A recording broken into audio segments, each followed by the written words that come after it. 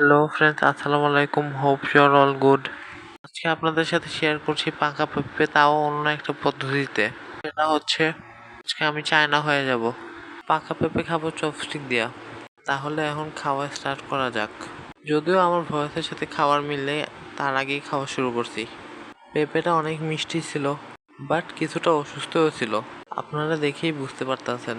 বাইরে থেকে অনেক শক্ত ছিল, কিন্তু আম্মু কাটার পর দেখে ভিতরটা অনেক নরম, কাটতেই পারতেছিল না। আপনারাও দেখে বুঝতেছেন, নিতে গেলে একা একা ভেঙে পড়া যায়। আপনারা কারা কারা চপস্টিক দিয়ে খাইতে পারেন কমেন্টে জানাবেন। আমি শিখছি কার্টুন দেখে দেখে। ছোটবেলায় যখন কার্টুন দেখতাম ওদেরটা দেখে ট্রাই করতাম। এখনও যদিও খুব একটা ভালো করে খাইতে পারি না, বাসায় মাঝে মাঝে ট্রাই করি। ভালো থাকবেন, সুস্থ থাকবেন, আমার জন্য দোয়া করবেন। আল্লাহ হাফেজ।